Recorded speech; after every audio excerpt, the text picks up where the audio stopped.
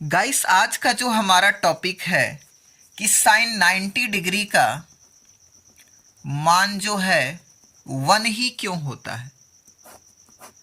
ये वन ही क्यों होता है, इसको जो है आज हम डिटेल में समझने वाले हैं।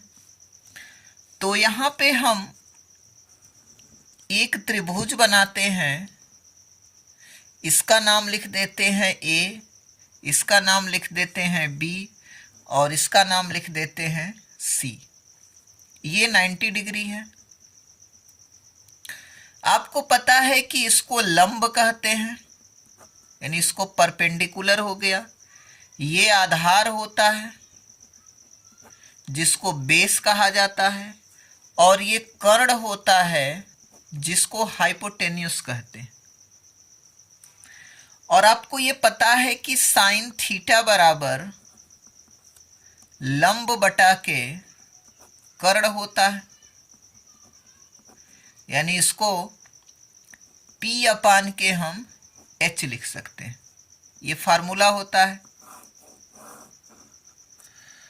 अब यहां पे समझने के लिए एक और हम त्रिभुज बनाते हैं जिससे आपको डिटेल में समझ में आएगा। ये A है, ये B हमारा है, ये C है 90 डिग्री। ये परपेंडिकुलर है और ये हाइपोटेन्यूस है। ठीक है, यहां तक समझ में आ रहा है। अब हमको थीटा का वैल्यू जो है 90 डिग्री करना है। तो ये दूरी जो है हाइपोटेन्यूस की, यानी कर्ण की जो दूरी है, इसको हम यहां पे ले लेते हैं, यानी ये जो है थीटा होता है। यहां पर भी ये जो एंगल है ये थीटा होता है। तो अगर एंगल को हम यहां से लें, ये थीटा है, तो ये जो आधार है, बेस की जो दूरी है, ये बेस है आपका, आधार की दूरी यहां पे घट रही है। और जैसे जैसे आधार की दूरी घटेगी तो एंगल जो है ये बड़ा होता जाएगा। अब मान लीजिए कि और हम दूरी को कम कर दे रहे हैं, तो थीटा का मान इससे और बड़ा हो गया, और बेस जो है, आधार की दूरी जो है ये घट रही है। एंगल हमारा बड़ा हो रहा है और आधार की दूरी घट रही है। और इसको छोटा कर दें तो बेस जो है और छोटा हो गया और एंगल इससे और एंगल बड़ा हो गया।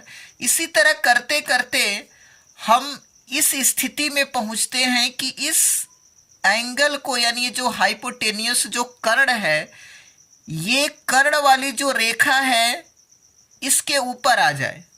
यानी ये जो बेस है, ये जो लाइन है, ये लाइन यहाँ पे आया, फिर यहाँ पे आया, फिर यहाँ पे आया, यानी ये जो बी वाला जो पॉइंट है घटते घटते कहाँ पर आ जाए, सी के ऊपर आ जाए, इसके ऊपर आ जाए ये लाइन। तो जब ये लाइन इसके ऊपर आ जाएगा तो थीटा का वैल्यू जो है यहाँ पे क्या है, 90 डिग्री है, यानी थीटा का मान जो है 90 डिग्री हो जाएगा। और जब ये कर्ण की जो दूरी है जब इसके ऊपर आ गया तो ये कर्ण की जो दूरी है ये परपेंडिकुलर के ही बराबर हो गया। यानी जो हाइपोटेन्यूस है, यानी जो कर्ण है, वो किसके बराबर हो गया, परपेंडिकुलर के बराबर हो गया। यानी कि P बराबर जो है H हो गया, क्योंकि C पर ही ये बिंदु जो है आ गया है, जिससे थीटा का मान 90 हो गया है और हाइपोटेन्यूस जो कर्ण है परपेंडिकुलर लंब के बराबर हो गया। तो थीटा का मान यहां से हो गया 90 डिग्री और P बराबर जो है H हो गया, यानी परपेंडिकुलर हाइपोटेन्यूस के बराबर हो गया। तो अब साइन थीटा बराबर, तो साइन लिख दे रहे हैं, थीटा बराबर अब यहां से 90 डिग्री हो गया, बराबर लंब बटा के कर्ण, यानी कि परपेंडिकुलर अपान के हाइपोटेन्यूस होता है। तो P को हम H लिख सकते हैं, तो P के जगह पे यहां लिख देंगे H और अपान के नीचे H है। H से H कैंसिल हो जाएगा 1 बार में।